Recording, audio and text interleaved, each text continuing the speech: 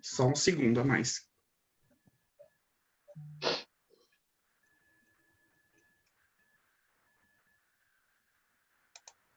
Boa noite a todos.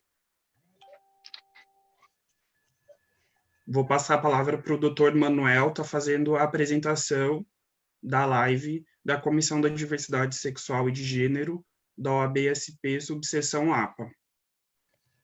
Boa noite a todos, boa noite, doutor Tiago, boa noite, doutora Mariana Chaves, doutor Alexandre Peixe. Boa noite a todos nossos amigos e convidados para a live de hoje. Hoje nós teremos uma live intitulada Gestão Transmasculina, Aspectos Sociais Legais, e para dissertar sobre esse tema nós temos dois convidados, a doutora Mariana Chaves, doutora em Direito Civil pela Universidade de Coimbra e pela USP, mestre em Ciências Jurídicas pela Universidade de Lisboa, presidente da Comissão de Biodireito e Bioética do IBDFAM, membro da Comissão de Diversidade Sexual e Gênero do Conselho Federal da OAB e titular da cadeira número 33 da Academia Brasileira de Direito, e também assessora jurídica e professora convidada da Universidade Nacional de Timor-Leste, no Timor-Leste.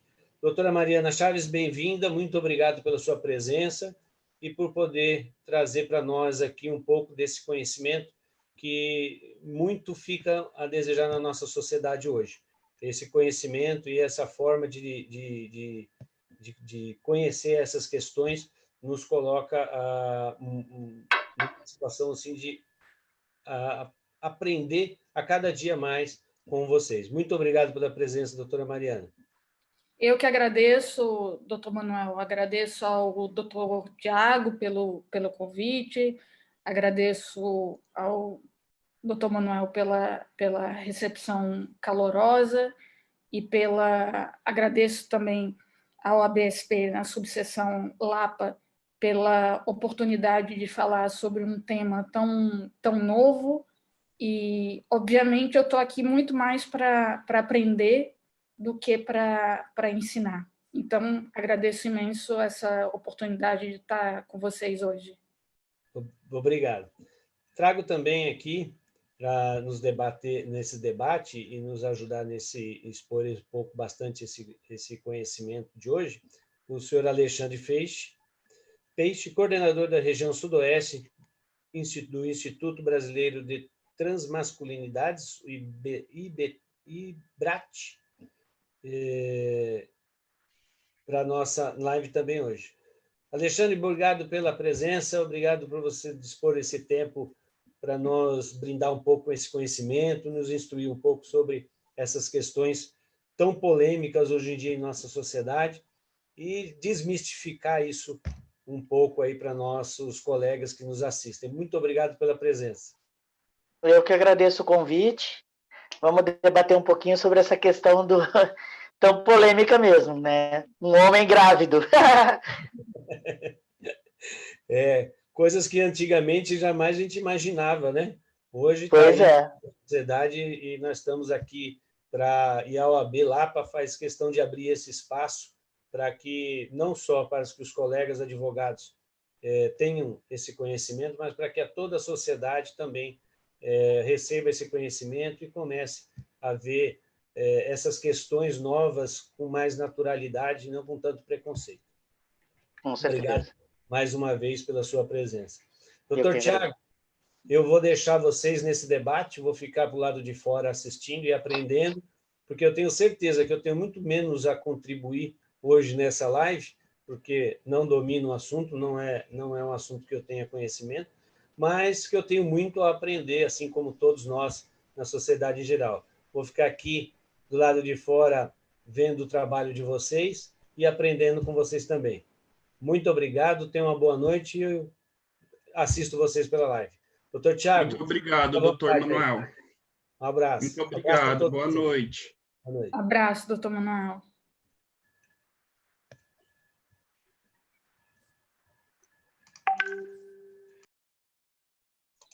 Bom, vamos dar início, então.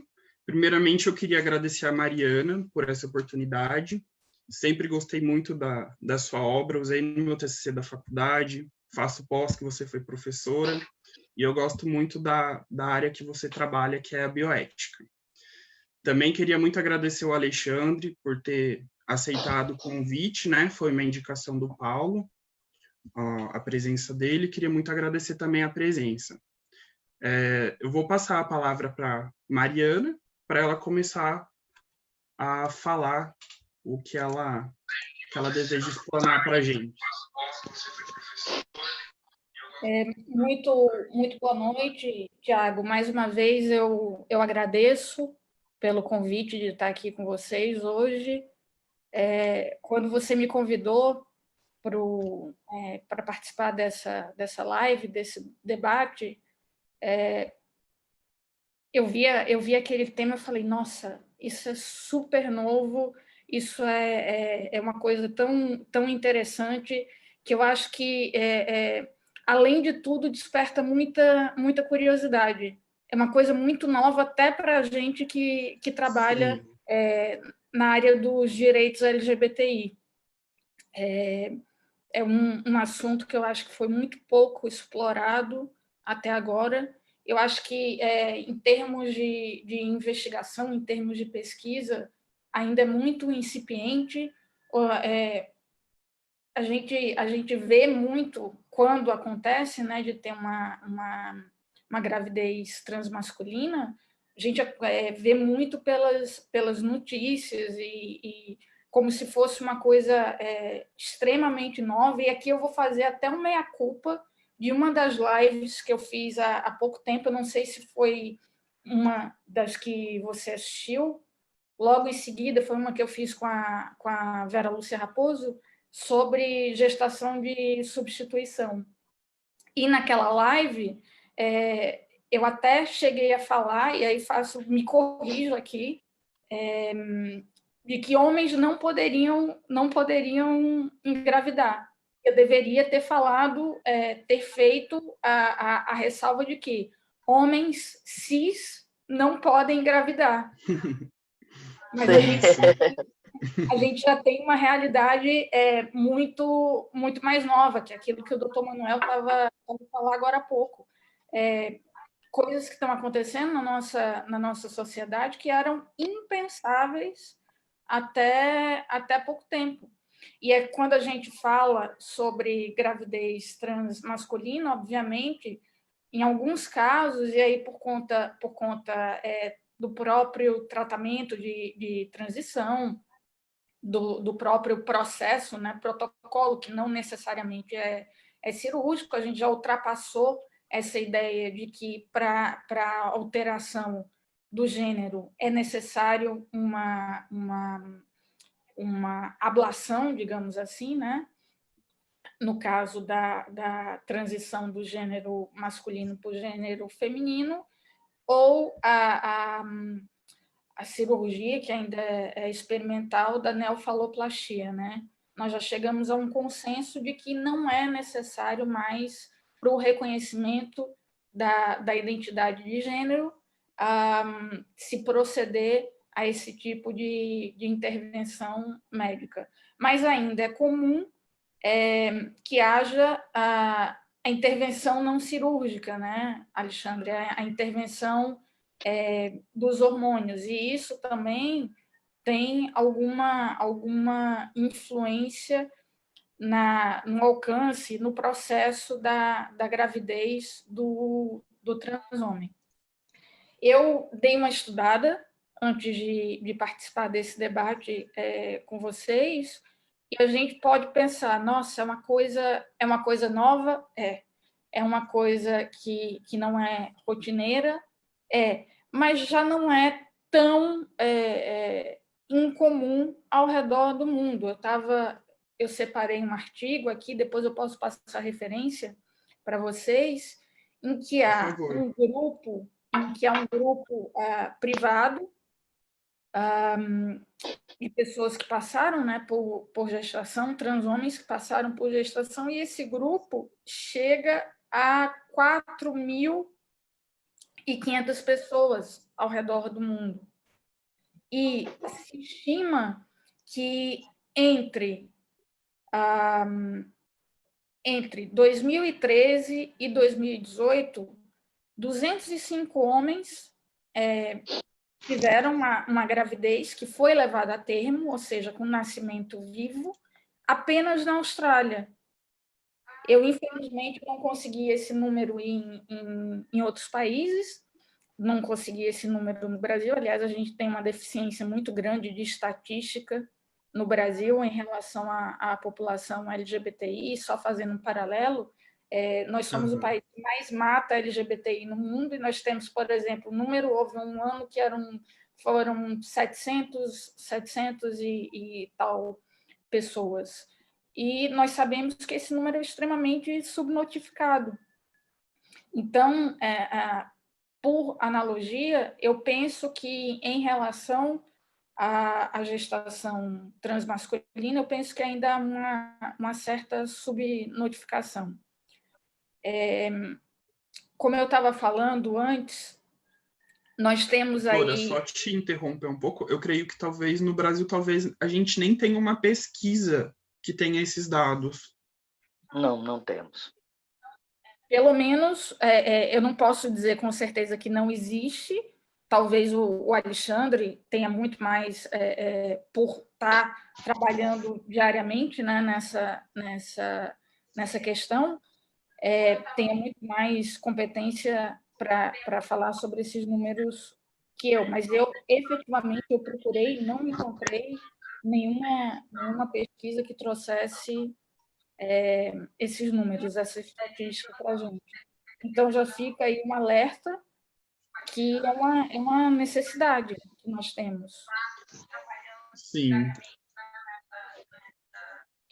E, como o Tiago falou agora há pouco, eu investigo na área do biodireito e da bioética, e, obviamente, esse é um dos temas que também tem implicações da bioética.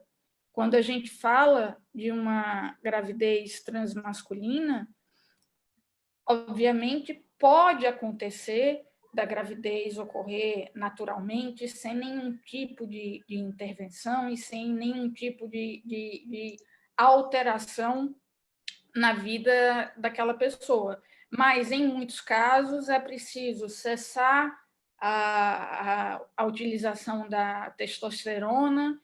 Há uma série, em razão do processo que se utiliza, o processo hormonal que se utiliza, há uma série de comorbidades. Eu estava dando uma olhada aqui em outro artigo, também posso passar para vocês antes, que há, dentro das gravidezes transmasculinas, há um número muito grande de cesarianas, de algumas comorbidades, por exemplo, parto prematuro, descolamento de placenta, enfim, há uma série de situações clínicas que é preciso a gente ter algum cuidado, alguma atenção. Por isso que é tão importante que exista uma pesquisa e uma dedicação ao estudo do tema, até para que as pessoas, as pessoas que vão enfrentar, os homens que vão enfrentar a gravidez e os médicos, as médicas que vão, por exemplo, acompanhar o pré-natal daquela gravidez, estejam preparados para o tipo de comorbidade que pode acontecer naquele processo gravídico. Então, como diz um amigo meu sócio na advocacia, o Eduardo Dantas, que é um grande nome do direito médico, o Eduardo fala que gravidez não é doença. Obviamente não é doença, mas existem situações em que a gravidez ela necessita de um pouco mais de atenção médica, um pouco mais de preparo para garantir não apenas a saúde do feto, a saúde da criança que está por vir, né, do nascituro, mas também da parturiente e, nesse caso, do parturiente. Então, é preciso que haja uma dedicação ao estudo desse tema, que é para que se possa garantir a segurança desse processo gravídico e também a saúde tanto do bebê como do homem que está grávido. É muito interessante, quando a gente estuda esse tema, a gente trazer um olhar para a nova formatação que a gente tem de família hoje em dia. Nós tínhamos uma ideia de família até pouco tempo, de homem, mulher, unidos pelo matrimônio. Quando eu falo matrimônio, é mesmo aquela união sacramentada, casamento na igreja, de véu e grinalda, e reprodução natural. E hoje em dia nós temos recursos de reprodução medicamente assistida. Muito se fala no acesso das mulheres lésbicas à reprodução assistida para que se alcance a chamada gestação compartilhada, que é quando uma mulher engravida com o embrião que foi fertilizado com o óvulo da outra, que é uma participação, digamos assim, das duas, uma participação efetiva naquela gravidez. Também nós temos, no caso dos casais de homens, cis, nós temos a possibilidade de recurso à reprodução humana assistida com a gestação de substituição. E vejamos que há uma dissociação hoje entre a conjugalidade e a parentalidade. Nós nos afastamos um bocado, muito embora os ordenamentos jurídicos ainda não tenham acompanhado essa ideia, mas nós tínhamos aquele brocardo latino de que mater semper cessa est, a mãe é sempre certa, e depende, a mãe pode ser certa, mas em que sentido? O brocardo latino traz a ideia de que a mãe é sempre certa porque a gravidez é um fenômeno facilmente identificável e a maternidade, para a maioria dos ordenamentos jurídicos, ela segue o parto. Nós já temos hoje, com a reprodução humana assistida, com a gestação de substituição, nós já temos esse afastamento da ideia de que a maternidade ela vai sempre seguir o parto. Nós também passamos a ter uma dissociação, e era uma confusão muito comum até pouco tempo, uma confusão entre orientação sexual e identidade de gênero. Todos nós temos identidade de gênero e todos nós temos uma orientação sexual. E havia uma confusão muito, muito intensa entre esses dois elementos da nossa vida. E muito interessante, uma coisa muito importante que houve, acho que em 2011, 2013, foi uma resolução da Organização das Nações Unidas, da ONU, em que foi reconhecida a orientação sexual e a identidade de gênero como direitos humanos. Portanto, essa separação, essa autonomização foi muito importante. E se a gente observar, se a gente parar para pensar, as possibilidades que a gente tem dentro desse universo são muito grandes. Por exemplo, se a gente tiver um transhomem gay, nós podemos ter uma gravidez sem qualquer... Imaginemos, um transhomem que seja namorado, seja casado, companheiro de um gay cis. Nós podemos ter aí uma gravidez que seja levada a cabo sem qualquer intervenção da reprodução humana assistida e, se calhar, sem qualquer tipo de intervenção médica. Há casos, eu estava vendo agora há pouco, uma pesquisa de um universo de 30 e tal transhomens que levaram a cabo a gravidez, aliás, 41 transhomens, e desses 25 usaram testosterona antes da gravidez, e desses 14 engravidaram dentro de 6 meses, e 6, ou seja, 24% dessas pessoas, dentro daquele universo de 25 pessoas, 6 engravidaram sem planejamento, ou seja, foi uma gravidez não planejada, não estavam sequer pensando em engravidar. Então, vejamos que é possível, dentro desse universo da transmasculinidade, que exista uma gravidez natural, inclusive uma gravidez não planejada. Se nós tivermos um casal de um transhomem com um homem cis. Então, se a gente parar para pensar no que pode acontecer dentro desse universo, não existe apenas, é preciso recorrer à reprodução assistida, é preciso recorrer à intervenção da medicina. Pode acontecer naturalmente, como aconteceria com uma mulher cis, se ela não se precavesse durante uma relação sexual. Então, Mariana, sim.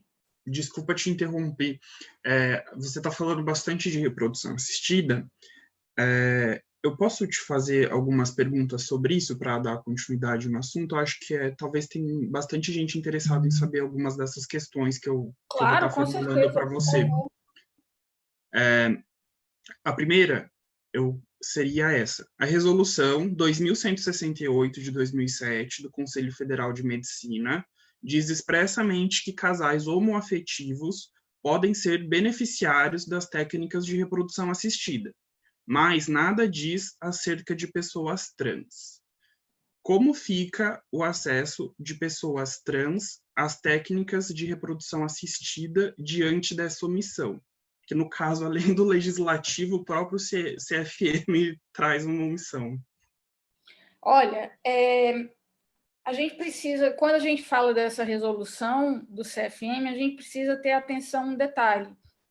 Aquela resolução é um corpo de normas deontológicos, tá? Não tem força de lei. Não tem força de lei. Obviamente, os médicos eles vão seguir aquela resolução, mas nesse caso que eu falei agora há pouco, quando a gente fala de um homem trans que tem um relacionamento com um outro homem, nós estamos falando de um relacionamento homoafetivo. Por isso que é tão importante a gente trabalhar nessa dissociação do que é a orientação sexual e do que é identidade de gênero. E se há um homem trans que namora ou é unido estavelmente ou casado com uma mulher cis, nós temos um casal heterossexual. Exato. Portanto, quando a gente fala em pessoas trans, a gente não tem nenhum problema ali dentro da resolução. Porque a identidade de gênero, ela não vai bulir com a orientação sexual das pessoas. E, obviamente, nós temos contemplado ali já a possibilidade de recurso aos casais, pelos casais homoafetivos. tanto os casais de lésbicas como os casais de homens. Sim. A outra pergunta que eu teria no caso sobre reprodução assistida é que no caso da reprodução assistida, seria possível um homem trans, né, que tem um relacionamento com uma mulher cis, que esse homem ele tem acesso às técnicas de reprodução assistida homóloga? Ok. Sim. Sim, por que não? Se ele ainda produzir óvulos, se ele parar o tratamento com a testosterona, é possível até que se utilize os seus próprios óvulos. Tanto é possível que há a possibilidade desses homens engravidarem naturalmente. Mas é possível também que se recorra à utilização dos óvulos da companheira. Quando a gente fala de reprodução assistida homóloga, a gente está falando da utilização dos gametas do casal, sem recurso a qualquer tipo de gameta externo. Nesse caso, quando nós temos um homem trans e temos uma mulher cis, a gente vai ter que recorrer a um doador de esperma, já que o homem trans não produz espermatozoides. Tá? No seu livro, você fala de uma tese que um óvulo poderia estar fecundando o outro. Se aplicaria também? Olha, aquela tese, aquilo está em uma nota de rodapé, se eu não me engano, e ainda não ocorreu em humanos, tá? Aquilo foram experiências, foram pesquisas que foram feitas eu acho que foram em camundongos. Eu já não tenho certeza, mas ainda não foi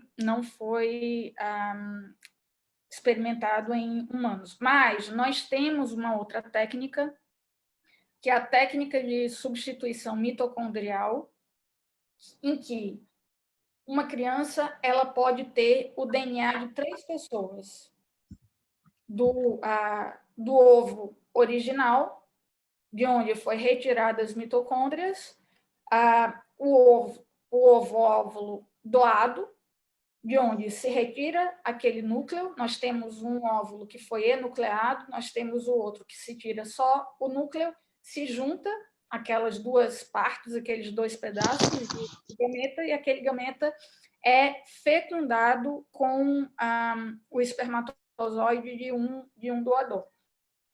Essa técnica de substituição mitocondrial, ela já está autorizada no Reino Unido, mas ainda é uma técnica que só está voltada para questões médicas. Eu não sei se vocês lembram do caso daquele bebezinho chamado Charlie Gard, que houve um debate nos tribunais, houve uma briga nos tribunais durante muito tempo no Reino Unido. Aquela criança sofria de uma doença muito grave.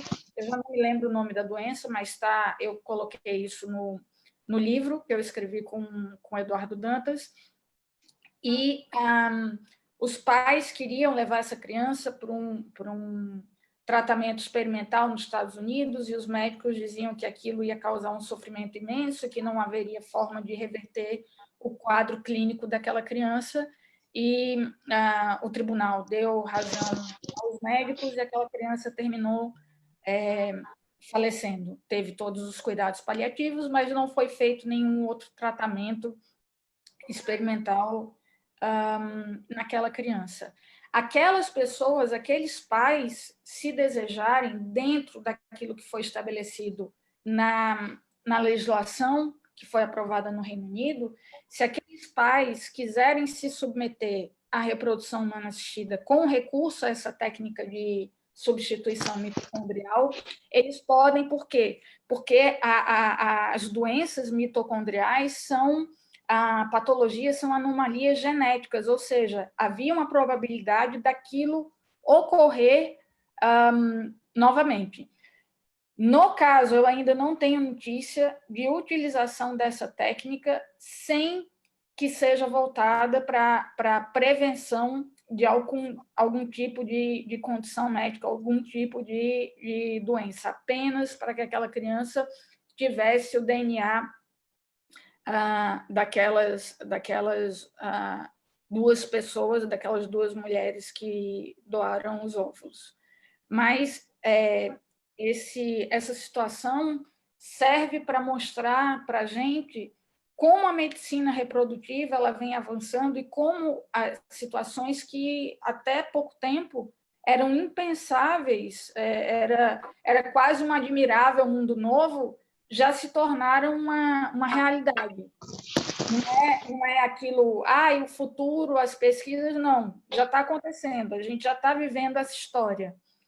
Então, eu acho que isso serve para mostrar para a gente como a medicina reprodutiva e como a realidade em relação à reprodução humana já tem sido transformada ao longo das últimas décadas. Se a gente pensar que o primeiro bebê de proveta é da década de 1970, foi ontem. Não é uma coisa, isso vem acontecendo há séculos. Não, foi ontem. A Louise Brown, ela tem, fazer as contas aqui, que eu sou ruim de conta, ela tem entre 40 e tal, no máximo 50 anos. Então, é muito pouco tempo para a gente ter chegado onde a gente chegou. E aí, Tiago, se coloca uma questão que eu acho que é a principal questão que eu e o Eduardo nós trouxemos naquele livro.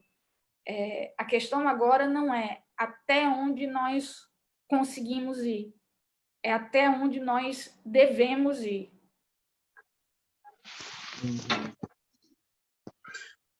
Mariana, só aproveitando o gatilho, no seu livro você também, eu não sei se confunde com essa técnica mitocondrial que você falou, mas não é no livro que você escreveu com o Eduardo, é no Homoafetividade e Direito, que você fala da transferência nuclear, que eu acho que pegaria o núcleo de um óvulo e transportado... É exatamente a mesma? É a mesma técnica. Ah, tá. Tá bom, era só Nós essa. temos um óvulo que ele é enucleado, ou seja, no núcleo é onde nós temos o DNA mitocondrial. Então, é como se a gente tivesse a casca de um ovo e depois todo o recheio daquele ovo e se junta essas duas partes e será aquele óvulo que vai ser desenvolvido através da fertilização com um espermatozoide de um doador, terceiro. até mesmo de um dos membros do casal. Tá. Só uma última dúvida, né? Nessa questão, por exemplo, os óvulos seria o material genético das duas do casal, e aí seria fecundado por um gameta de um homem, né? Gameta doador, não, desculpa. Nós poderíamos até ter, pegando naquele exemplo do bebê Charlie Gard, era um casal heterossexual e aquela doença mitocondrial vem sempre do óvulo. É o óvulo, é o gameta feminino que possui as mitocôndrias. Portanto, aquela anomalia genética foi passada da mãe. Nesse caso, se utilizaria o óvulo da mãe, mas se retiraria aquele núcleo e se utilizaria o núcleo de uma doadora. E seria esse óvulo fertilizado para dar origem ao embrião com o espermatozoide do marido. Naquele caso, era um casal heterossexual casado. Nesse caso, se for feito um exame de DNA nessa criança, apareceria o DNA de 3 pessoas, de 2 mulheres e de um homem. Então, veja, Entendi. a gente é mais uma coisa que mais uma verdade que era uma verdade absoluta que a gente ultrapassou. Se falar, pode fazer adoção, pode ter parentalidade socioafetiva, mas só é possível que uma criança seja filho genético de duas pessoas. Não, nós temos essa situação que coloca essa verdade absoluta por terra. Aliás, a primeira vez que eu li sobre aquilo, eu falei, mas, gente, o que falta mais? Não, até para a gente que estuda essa matéria, que investiga, sempre está aparecendo surpresa. Mas é preciso que a gente tenha atenção. A gente sabe que a ciência é muito importante, a pesquisa científica é muito importante, mas a gente sabe que, de vez em quando, aparecem uns malucos aí que perdem todos os limites daquilo que é ético. Por isso que todas as legislações ao redor do mundo, pelo menos que eu conheça, tem a proibição da clonagem, da criação de híbridos, da criação de quimeras, senão daqui a pouco a gente ia centuriões aí. Sim. Alexandre, você tem alguma pergunta sobre reprodução assistida? Então, cara, isso é tudo muito legal, assim, muito louco, né? Mas nós estamos no Brasil, né? No Brasil, ainda é difícil o reconhecimento de um homem trans. Quando você fala de um homem trans grávido, é uma coisa bem bizarra, né? Eu vejo acontecer inúmeras coisas no sentido de que algum ginecologista, por exemplo, fala assim, não sei o que vou fazer. Então, assim, tem uma diferença muito grande aí na realidade aqui no Brasil, né? Porque no Brasil tem muito avançado a questão que a Mariana está falando, pode até ter no Brasil, eu nunca tinha ouvido falar, tô bege aqui. Mas, assim, todos os homens trans que eu conheço que tiveram essa questão de gravidez, eu tive uma gravidez, tal, mas era um outro sentido, foi uma violência, foi outra coisa, mas, assim, é muito complicado você um homem trans chegar, aí é um ginecologista em primeiro lugar, porque nem todos estão preparados para receber um homem no ginecologista. Isso é assim, é o mínimo do mínimo, mas é o que acontece. Um homem de barba, sem peitos, chegar e falar, eu quero ter um filho, a realidade aqui é outra, né? Tipo, como assim? Você virou homem e vai querer ter filho? Sabe essas perguntas, né? Como assim? Então, assim, a gente está muito atrasado nessa questão, né? Quando a gente fala aqui da possibilidade, que a Mariana também colocou, de um homem trans gay, já é uma coisa para o assunto virar uma novela, né? Como pode? Se quis ser homem, vai ficar com outro homem? Porque a gente tem aquela binaridade, né, imposta na nossa sociedade que mata, né? Mata a gente por dentro, né? Então, assim, imagina, pensar um homem trans gay. Existe, tem um monte. Mas quando a gente fala sobre essa questão dentro de um consultório médico, cara, a coisa complica bastante, porque ainda está implícito aquela questão da binariedade, né? Se eu quis virar homem, entre aspas, né? Se eu quis virar homem, eu tenho que gostar de mulher. Isso é muito forte. E no Brasil a realidade é bem cruel. Eu acho que nesse caso que você está falando, a gente podia até pegar aquela fala da Mariana, que a gente tem que separar a orientação sexual da identidade de gênero, né? Eu acho que a maioria das pessoas não sabem disso. Não. Criar uma questão que todo mundo é viado. Desculpa a palavra, mas assim, né? Todo mundo é viado. Então, assim, não conseguem separar, né? Que orientação sexual é uma coisa, identidade de gênero é outra.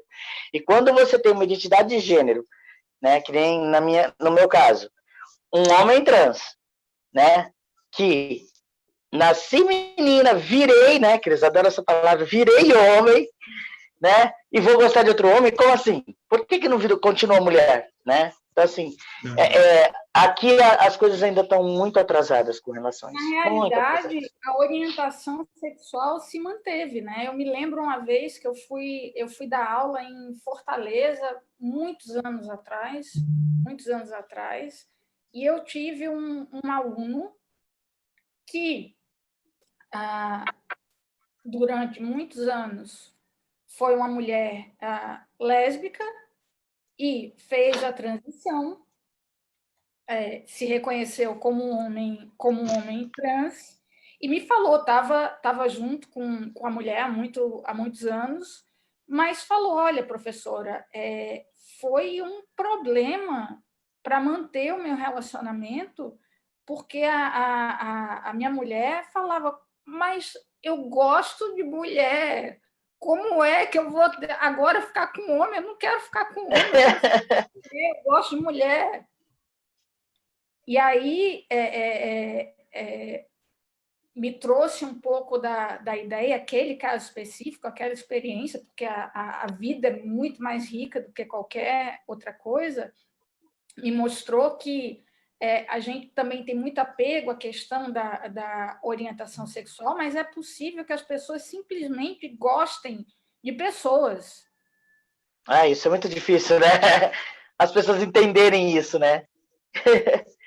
E eu acho, não sei se vocês concordam, eu acho que dentro da sigla LGBTI, falando de orientação sexual, a pessoa bissexual talvez seja a mais mal compreendida, porque... Da orientação sexual, né? Muitos homossexuais falam, porque não quer se assumir, não tem coragem de se assumir. E quem é heterossexual fala, não, é porque não conheceu alguém que faça direito, ou porque não sabe o que quer da vida. Indeciso, E simplesmente aquela pessoa ela gosta de pessoas independentemente da orientação sexual, e as pessoas falam, gosta igual. Não necessariamente gosta igual, e o fato acontece muito de, principalmente homens, a vida inteira terem sido casados e terem tido relacionamentos heterossexuais, e dali à frente terem um relacionamento com outro homem e falar, é gay. Não é gay, pô. O cara é bi. O fato dele estar com outro homem agora não apaga tudo aquilo que ele viveu para trás, e não quer dizer, obviamente, pode acontecer de pessoas que terem se forçado a ter um relacionamento heterossexual e efetivamente nunca terem sentido e se identificado com aquela orientação sexual. Mas pode existir casos de pessoas que tiveram relacionamentos heterossexuais e tenham sido muito preenchidos e muito felizes naquelas relações ou naquela relação, e de repente ter passado para se relacionar com uma pessoa do mesmo sexo. Essa é outra questão que a gente também tem que trabalhar. Eu queria falar sobre uma questão documental com a doutora Mariana. Eu, por exemplo, tenho uma filha biológica. Uhum. Eu consegui fazer uma retificação de nome e gênero agora, há 2 anos. E eu tive eu tenho ainda uma questão com relação aos documentos da minha filha e da minha neta, aqui no Brasil, e que leva o nome da mãe. Então, assim, tipo, título de eleitor, a gente tem só o nome da mãe. Acho que o CPF também, não lembro, um outro documento, PIS, tem o nome da mãe. E, no meu caso, como minha gravidez foi fruto de um estupro corretivo e coletivo, e eu decidi ter a minha filha, então já tinha só o meu nome como a mãe. E quando eu fiz a minha retificação do nome e do gênero, essa mãe sumiu. E ainda há um processo com relação ao documento da minha filha e da minha neta. Porque, por conta desses outros documentos que só levam o nome da mãe. E não existe essa mãe mais. Então, ninguém consegue me responder isso, entendeu? Como que fica a documentação da minha filha? Olha, porque ela continua com o documento antigo, com o meu nome antigo, eu tenho um documento novo e ela continua com o mesmo. Olha, Alexandre, eu te confesso que é uma questão que eu nunca parei para pensar, e eu acho que talvez o teu caso vai ser o primeiro que a gente tenha conhecimento em tribunal. Você falou agora que isso tá judicializado, né? Eu já consegui mudar o meu nome, meu gênero, nos meus documentos. Mas você fez algum pedido? E aí tem que alterar os da minha filha, que já está com 20 judicial. Eu não consegui fazer pelo cartório por conta da filha. Eu tive que entrar e demorou acho que 3 anos. Aí eu consegui, mas aí ninguém responde a questão da minha filha, entendeu? Porque tipo os documentos que o título de eleitor, por exemplo, tem o nome da mãe. Qualquer coisa que você vai fazer é o nome da mãe. Mas essa mãe não existe mais, né? Então, não sei. Olha, e da minha neta também. Eu acho que seria um caso de judiciário pensar aquela mesma situação que houve para os registros de nascimento, onde foi retirado nome da mãe, nome do pai, avós maternos e avós paternos, seria a mesma coisa, a mesma necessidade de se alterar qual seria o gênero do genitor nesses documentos que você mencionou. Eu te confesso que eu sou brasileira, então eu tenho toda essa documentação, e eu te confesso que eu nunca prestei atenção que era só o nome da mãe. Inclusive, se você for criar uma conta em um banco, alguma coisa, eles pedirem alguns documentos, a primeira pergunta é o nome da mãe, entendeu? Então, assim, minha filha está sem documento. O documento que ela tem não existe, porque a Alexandra não existe mais. Agora é o Alexandre. Então, assim, não sei como... É uma coisa que eu venho conversando desde 2008. E eu não consigo essa resposta. Olha, na realidade, é judicializar a questão e o judiciário, a justiça vai ter que te dar uma resposta. Não ela vai ter... vai ter que mudar essa questão do documento, né? Porque é nome da mãe, né? Onde tem nome da mãe, vai ter que se colocar filiação. Mariana, a questão de... Não, eu vou fazer uma analogia só para a gente ver se isso cabe ou não. No caso, a mulher que tem um filho, mas não tem um pai, né? E aí nós também podemos ter um pai que teve o filho, né? Um homem trans que teve um filho, só que nesse caso não vai ter a mãe. Se quando a mulher tem um filho, mas não se registra o nome do pai, o nome do pai fica em branco no RG. Por que não da mulher? Antigamente não ficava em branco, né? Antigamente era pior. Tem um artigo muito bonito do ministro Edson Fachin que chama O Filho das Estrelas, porque antigamente se colocava asteriscos naquele espaço, e eu também já vi documentos onde expressamente estava escrito pai desconhecido. Desconhecido, é verdade. Entendi. Então, acho que realmente não se aplicaria nesse caso isso. Outra situação que a gente nunca trouxe um olhar, a gente pensa família monoparental, a gente pensa logo mulher solteira.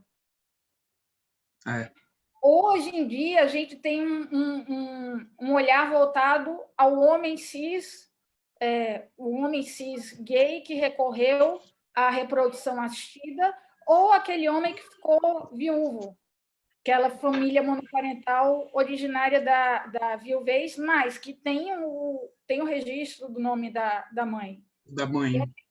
A gente nunca trouxe um olhar, Alexandre, para essa tua situação. Sim. Não, eu já ouvi assim, que todo mundo tem mãe. Pai não tem problema, mas todo mundo tem mãe. Né? Todo mundo nasceu de uma mãe. E aí tem essa questão, né? As pessoas até falam, esse menino não tem mãe, nasceu de quê? Nasceu de chocadeira? Pois é. Pois é. Põe o nome da chocadeira lá, Alexandre.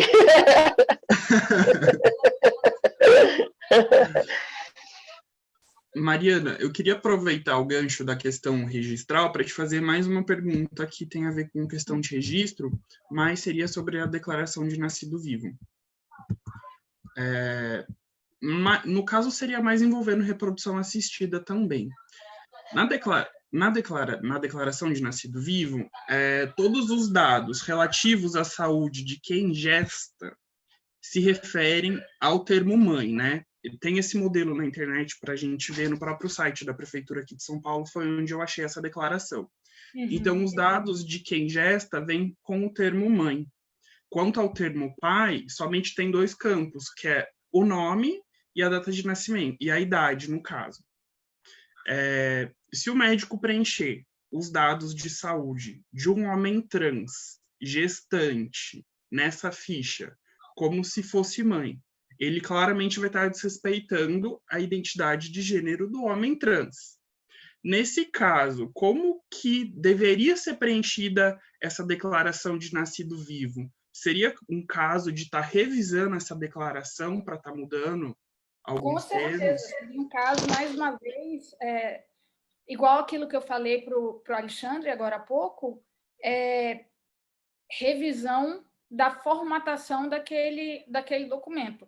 Se eu fosse médica, o que eu faria? Onde tem escrito mãe, eu riscaria, metia lá pai, e no meu prontuário médico, que é o documento mais importante de um profissional da medicina em relação aos pacientes, eu colocaria lá homem trans, que engravidou, portanto, não a mãe, a identidade de gênero é masculina, se identifica como homem, e risca lá o nome mãe na declaração de nascido vivo.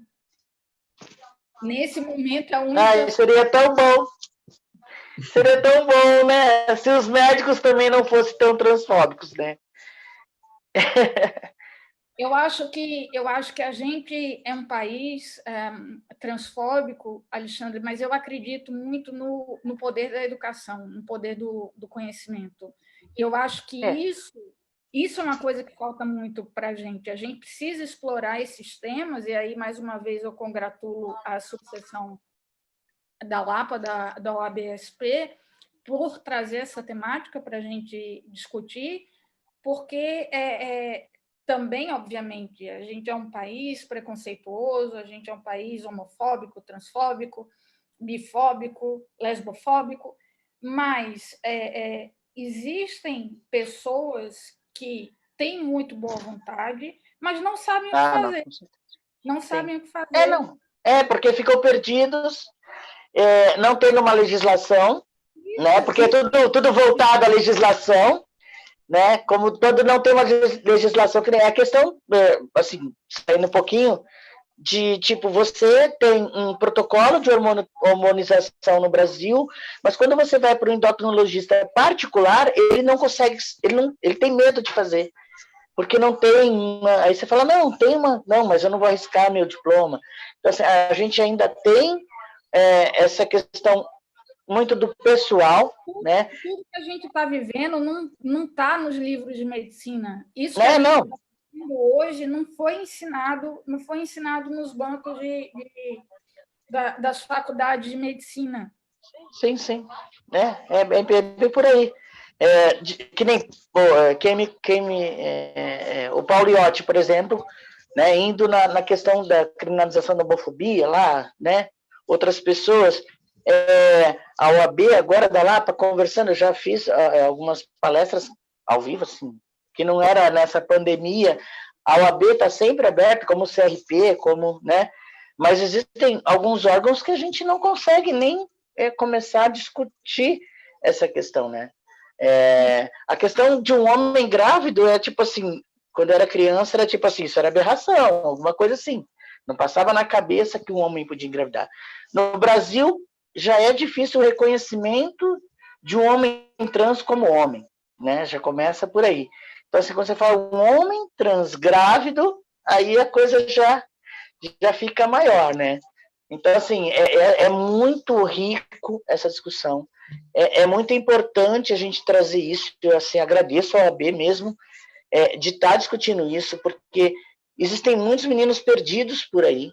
Eu consegui a minha retificação. Minha filha já tem 29 anos e eu ainda não consegui alguém que me respondesse. Como que eu faço com a documentação da minha filha? Né? E quando você tem um caminho aberto, como a OAB está fazendo agora, para discutir isso e para pensar isso, já dá um alívio no coração, entendeu? Quando a gente não tem a resposta, a gente tem que procurar. Uma das coisas que eu acho importantes dentro do nosso direito processual é a proibição do non liquer. Então, você vai bater as portas do judiciário, não tem isso do juiz dizer, eu não sei, não vou responder. Não, meu amigo, tem que responder.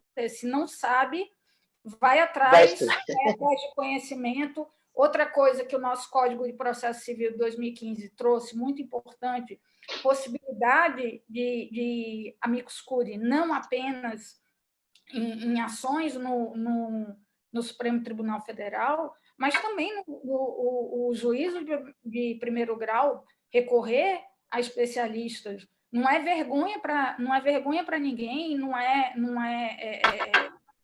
incompetência você não saber de tudo. Eu não sei, mas eu vou procurar saber. Um juiz que é fabuloso aí no estado de São Paulo, que deu assim inúmeras decisões, julgou inúmeras decisões em épocas que não a questão ninguém sabia o que fazer, é o juiz doutor Frederico, já não me lembro o sobrenome dele, mas é de Santos. Então, questões de multiparentalidade, questão da declaração de nascido vivo, entendeu? De não sair no nome da gestante de substituição. Então, assim, é preciso também, Alexandre, que a gente, se não tem resposta para determinadas situações, é porque essas situações não eram comuns e talvez porque as perguntas não foram feitas no passado. A gente tem que formular a pergunta e, obviamente, exigir que o judiciário dê uma resposta. Sim. Uma coisa que a Maria Berenice Dias fala, e é muito certo, ela foi pioneira como desembargadora nas decisões em questões de reconhecimento de união estável homoafetiva, e ela, nessa matéria, ela foi minha grande mentora, e ela me dizia, olha, obviamente, o judiciário tem, sim, a sua importância, mas a gente não pode esquecer dos advogados. Foram os advogados que foram bater a porta do judiciário. Se o judiciário não tivesse sido provocado para decidir aquelas questões, nós não teríamos o que a gente tem hoje. Sim. Porque a vida é muito mais rica do que aquilo que o legislador ele pretendeu enquadrar, pretendeu trazer como formatação de vida. Eu acho até, Mariana, que nesse caso dessas questões envolvendo a população LGBTI+, a doutrina tem grande papel nisso, né? Doutrina, porque, assim, não são coisas que estão expressas na lei, são teses que são desenvolvidas pela doutrina e que os advogados levam essas teses até o judiciário para que lá seja desenvolvido isso. Olha, eu me lembro, quando eu fiz o meu mestrado, esse livro que você falou, Uma Afetividade de Direito, é fruto da minha dissertação de mestrado. Para você ter ideia, a coisa avançou tão rapidamente que esse livro, eu não sou mestre há tantos anos assim, e esse livro já está na 3ª edição. E eu me lembro, quando eu resolvi o meu tema, e aí eu tive uma influência muito grande, não apenas da Maria Berenice Dias, mas de outro grande mentor intelectual, que é o professor Zeno Veloso, que é tabelião no Pará. Eu me lembro, quando eu escolhi o tema, eu ia falar sobre união homoafetiva. Ele falou, não. Fala sobre o casamento.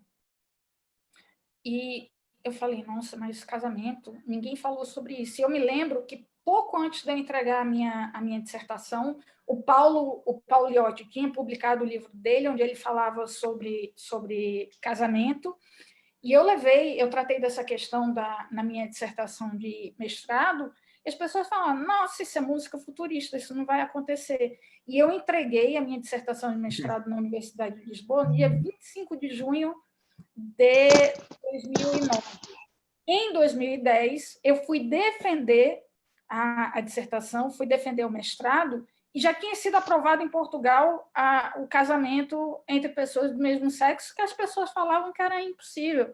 No ano seguinte, no Brasil, a gente teve aquele julgamento histórico do STF que reconheceu a união estável entre pessoas do mesmo sexo.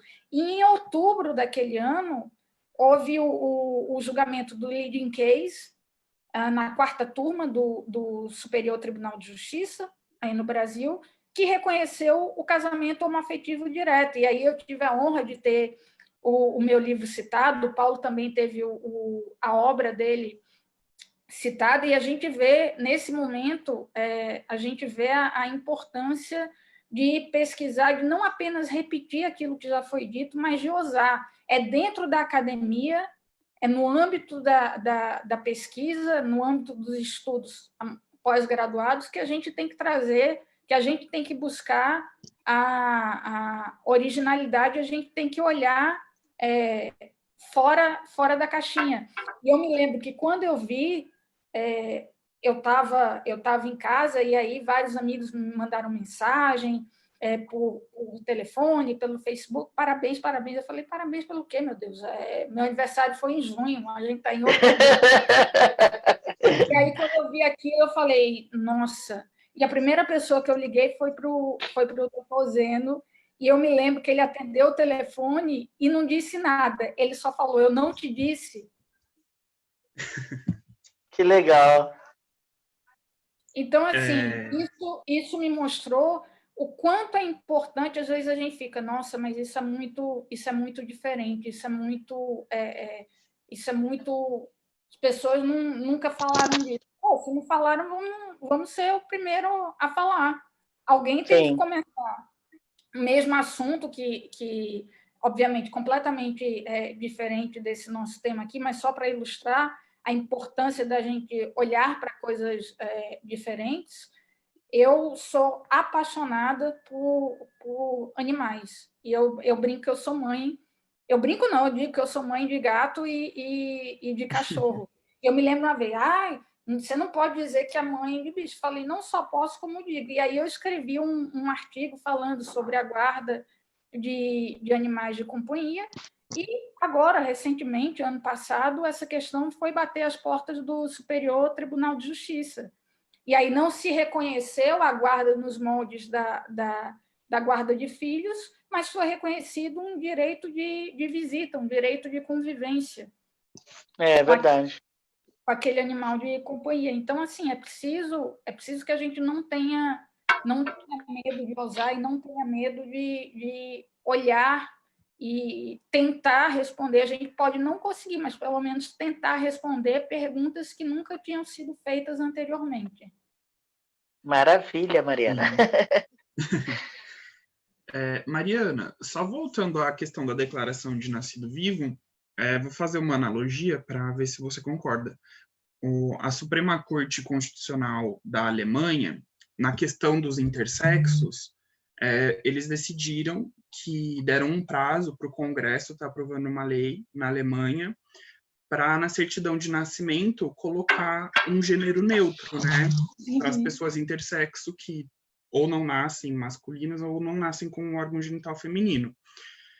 E eu acho que na questão tanto da declaração de nascido vivo como na certidão de nascimento, é a questão que o Alexandre estava falando para a gente. A filha dele, no caso, tá com a mãe lá que não existe mais. Seria um caso da gente tentar chegar com isso até o Supremo para estar mudando esses campos mãe e pai da declaração de nascido vivo, tanto da certidão de nascimento?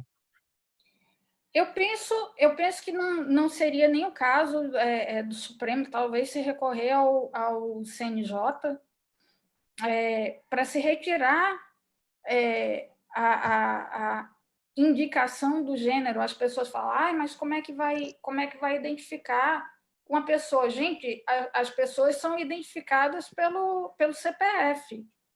Uma pessoa, quando nasceu, foi identificada com um gênero e alterou-se o gênero daquela pessoa, não se altera o CPF. Isso é verdade. Exato. O CPF continua o mesmo. É indiferente a gente ser é indiferente alguém falar, você vai colocar a tua impressão digital em algum lugar. Tua impressão digital é indiferente se você é homem, se você é mulher, se você é não binário, se você não se identifica com gênero algum, tua impressão digital não vai mudar. Ainda que você arranque a pele do dedo, vai nascer de novo a mesma coisa. Né? Eu já escrevi sobre intersexualidade também, e a pessoa fala, mas como é que vai identificar? A gente identifica pela impressão digital, biometria. Biometria não quer saber se você é homem, se você é mulher, se você nasceu, se identificava com mulher e agora se identifica como homem, se é cis, se é transgênero, qual é a tua orientação sexual. Biometria não tá, é uma coisa objetiva. Se fizerem fantástica, né? Se fizerem uma leitura da minha íris, se tirarem o meu sangue, identificarem minha impressão digital em algum lugar, é irrelevante, é indiferente a minha orientação sexual, a minha identidade de gênero. Aquela pessoa vai ser identificada e é uma coisa, até a própria Maria Berenice Dias, ela fala bastante sobre isso, que perdeu algum sentido a indicação do nosso gênero. É mais uma coisa, eu acho que a manutenção é mais uma coisa cultural daquele binarismo, né? Primeira coisa que perguntam quando uma criança nasce no hospital é menino ou menina? Ou quando uma mulher se está grávida, ou mesmo um homem trans estiver grávido, eu tenho certeza que vai ouvir a mesma pergunta. É menino ou menina? Vem sim. Mariana, só para estar encerrando aqui, porque já está dando 1 hora de live, a gente está falando da questão de registrar, porque eu acho que talvez seja a maior dúvida jurídica que a gente tenha sobre esses temas, né? A gente falou muito aqui da questão registral com relação ao homem trans que se envolveu com mulher trans, que seria um casal heteronormal.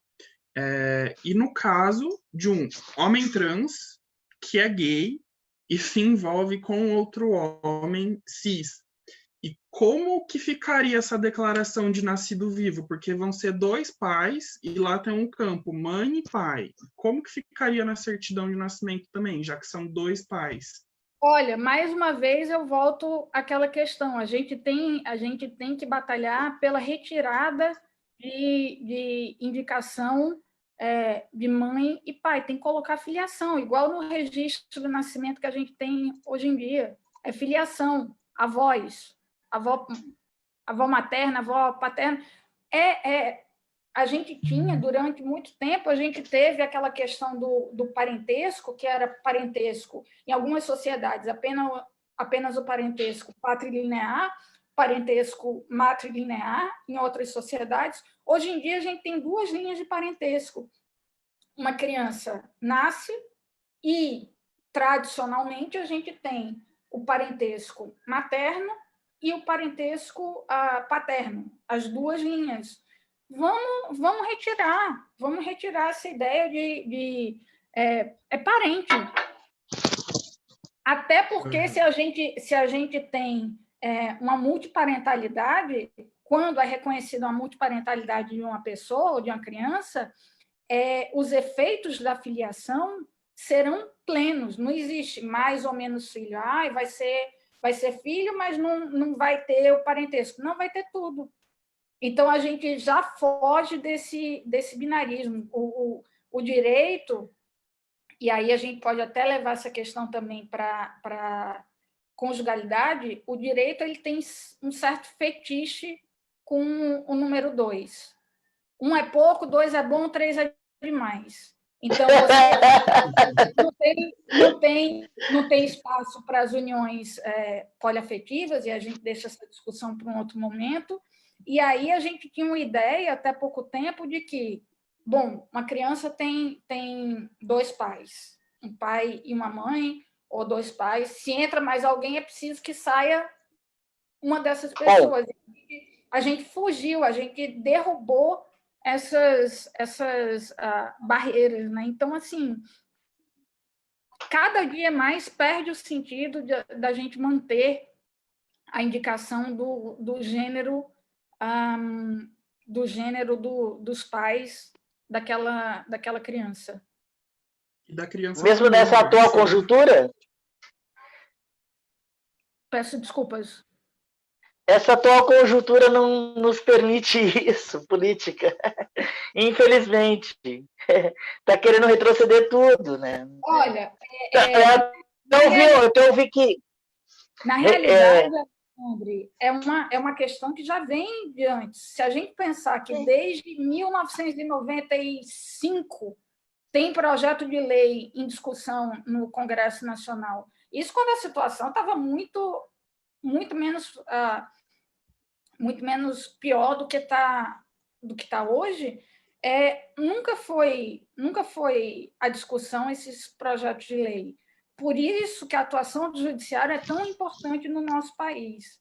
Dentro das famílias e dentro dos direitos LGBTI, o Brasil se comporta muito mais como um país da common law do que como um país da civil law, onde há um grande prestígio da lei escrita, né? A gente está se segurando, sustentando muito na jurisprudência. Bom, gente, para encerrar, Alexandre, as suas últimas considerações. Cara, eu ficaria a noite inteira. Muito bom, Mariana, obrigado, Tiago. Assim, falar sobre isso é muito importante. Muitos homens trans que eu convidei para assistir a live, que tem essa dificuldade, a dificuldade não, né? Essa incerteza do que é direito, né? Para a gente. É muito complicado você pensar numa gravidez, em sendo homem, dentro de um país binário, dentro de um país que, como eu falei agora há pouco, temos uma bizarrice, né, de governo, mas a gente acredita muito realmente, né, na questão do judiciário, pelo que a gente tem assistido, né? Eu tenho as pessoas que eu conheço e que, né, Pauliotti, a Mariana, a Maria Berenice. Então, assim, tem pessoas que ainda querem, né, que estão aí para... Mas a gente sabe que é uma coisa muito complicada. E os meninos que eu convidei para assistir, muitos deles têm a vontade de serem pais, né? Pães, como minha filha chamou há muito tempo, né? Pai e mãe junto. E ter esse direito de ter essa gestação e de ter reconhecido como minha filha, né? Mesmo eu tendo um cara casado comigo, ou uma mulher casada comigo, ou uma travesti, que não deixa de ser mulher, tá? Eu estou dizendo só separando as letrinhas. Então, assim, é muito complicado o não reconhecimento desses casais, né? E a gestação é uma coisa que foi criada e perpetuada como uma coisa binária. É um homem e uma mulher, mas aí, que homem é esse, né? Um homem de verdade? Menina, né? Um homem de verdade, porque eu já fui falar assim, você não é homem de verdade, né? Então, assim, o homem de verdade com a mulher de verdade, não um homem de mentira com a mulher de mentira. Então, assim, é bom a gente discutir isso e eu, assim, eu estou muito feliz que a OAB esteja discutindo isso, porque a gente precisa de vocês, porque a gente tem que ter ferramentas para a gente caminhar nesse sentido. Alexandre, muito obrigado. A nossa intenção da OAB, da comissão, é estar levando esse conhecimento para o máximo de pessoas possíveis, né? Até porque a gente sabe que tem uma grande dificuldade dessa informação estar chegando em vários lugares. Então, o nosso objetivo aqui com as lives, tanto da comissão quanto da subseção LAPA, é estar levando isso para o máximo de pessoas possíveis. Tanto que a nossa live ela vai ficar disponível na página do Facebook, para quem quiser acessar depois, e provavelmente também no canal do YouTube da subseção da LAPA. Obrigado. Doutora Mariana, as últimas considerações. Tiago, te agradeço imenso pela oportunidade de estar aqui com vocês hoje, discutindo. Quer dizer, vocês... eu estou no amanhã, né? Literalmente. Vocês eu estou no amanhã, eu estou de volta para o futuro, não, estou de volta para o passado. A gente que está no futuro. E eu agradeço imenso a vocês pelo convite, congratulo mais uma vez a subseção da LAPA, da OAB-SP. Gostei muito dessa discussão. Obrigada, Alexandre, por ter partilhado a sua experiência de vida aqui com a gente e até, de certa forma, partilhar uma parte difícil, né, da sua experiência. Então, gratidão pela generosidade de trazer um olhar da vida real para a gente, né? Inclusive levantando questões que eu não tinha pensado ainda e, com certeza, a gente vai ter que pensar, a gente que está na pesquisa e quem está quem tem a caneta, quem tem o poder decisório, né, que é o judiciário, vai ter que pensar também, vai ter que dar uma resposta para isso. Então, te agradeço a participação, a companhia aqui, e mais uma vez, Thiago, obrigada pelo convite, foi um prazer imenso estar aqui com vocês hoje. Imagina, gente, o prazer é nosso de estar recebendo vocês. Alexandre, mais uma vez, muito obrigado por ter se disponibilizado a participar com a gente. Eu que agradeço, querido, que agradeço. Mariana, muito obrigado por ter disponibilizado esse tempo. Te acordamos hoje para isso. Pois muito obrigado. Eu fico muito feliz com a live. Eu acho que a gente da comissão, a gente queria muito estar trazendo esse assunto, porque é um assunto muito recorrente que a gente está vendo e que está começando a ter discussão sobre isso, e a gente achou necessário estar falando sobre isso. Mas, como a Mariana disse, é um assunto que ainda exige muita pesquisa. Espero que tenha muita pesquisa sobre isso, né, para a gente estar aprimorando cada vez mais essa luta por busca de direitos. E que logo todos já possam ter todos esses direitos assegurados. Assim, a gente sabe que não é tão fácil acontecer tudo de uma vez, mas a nossa vontade é que todo mundo realmente já tivesse esses direitos assegurados.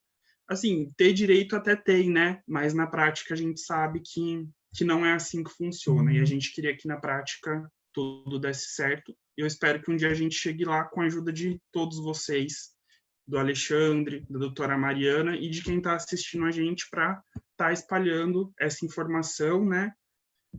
Para quanto mais pessoas for possível. Então, gente, é isso. Uma boa noite a todos. Muito abraço, obrigado. galera. Muito obrigado a todos e até mais. Boa noite. Boa noite. Pessoal, até a próxima. Até a próxima. Tchau, tchau. Tchau, tchau.